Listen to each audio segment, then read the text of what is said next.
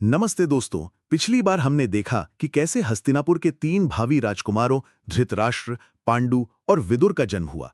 आज हम जानेंगे आगे महामना भीष्म राजकुमारों की शिक्षा और सुरक्षा के लिए पूरी तरह समर्पित थे, लेकिन उन्हें हमेशा ये चिंता रहती थी कि कैसे धृतराष्ट्र और पांडु जैसे राजकुमार, जिनमें से एक अंधा और दूसरा रोगग्रस्त था, राज्य का कुशलतापूर्वक संचालन करेंगे। इसलिए उन्होंने उनके विवाह और योग्य संतान की उत्पत्ति के बारे में सोचना शुरू किया। भीष्म ने गांधार देश की राजकुमारी गांधारी के बारे में सुना। वे शील, स्वभाव, विद्या और कला कौशल में निपुण थीं। भीष्म ने विचार किया कि उनसे उत्पन्न संतान स्वस्थ होगी और उन्होंने गांधार के राजा के पास विवाह का प्रस्ताव भेजा। धृतराष्ट्र के अंधे होने के कारण गांधारी के पिता पहले राजी नहीं थे, लेकिन भीष्म की वीरता और कुरुवंश की प्रसिद्धि के कारण वे बाद में मान गए। शकुनी के साथ गांधारी को हस्तिनापुर भेजा गया, जहां उनका शुभ विवाह हुआ। गांधारी जैसी सुंदर थीं, वैसी ही पतिपरायण भी थीं। अपने पति को अंधा जानकर उन्होंने अपनी आंखों पर पट्टी बांध ली, ताकि वो भी अपने पति की तरह संसार का मुख न देख सकें। उनका ये त्याग देखकर सभी लोग बहुत प्रसन्न हुए। अब भीष्म को पांडु के विवाह की चिंता हुई।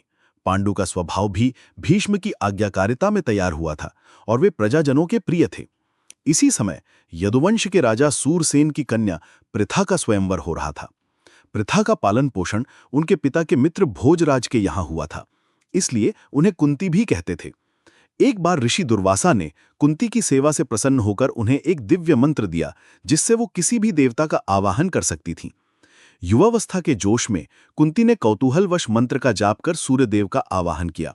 सूर्यदेव उनके पास आए तो कुंती घबरा गईं। सूर्यदेव ने उन्हें आश्वासन दिया कि उनका मंत्र व्यर्थ नहीं होगा और उन्हें एक कुंडल कवचधारी तेजस्वी पुत्र होगा। यथा समय कुंती को एक पुत्र हुआ। समाज के डर से कुंती ने उस पुत्र को एक टोकरी में रखकर नदी में प्रवाहित कर दिया।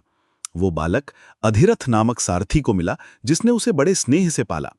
यही बालक आगे चलकर महान योद्धा कर्ण के नाम से प्रसिद्ध हुआ। तो दोस्तों, यहां से महाभारत की एक और बड़ी कहानी शुरू होती है। क्या पांडु और कुंती का विवाह हो पाएगा? और क्या कर्ण का रहस्य कभी उजागर होगा? वीडियो को लाइक करें, अपने दोस्तों के साथ शेयर करें और कालचक्रा को सब्सक्राइब करना ना भूलें। मिलते हैं अगली वीडियो में। तब तक के लिए नमस्कार।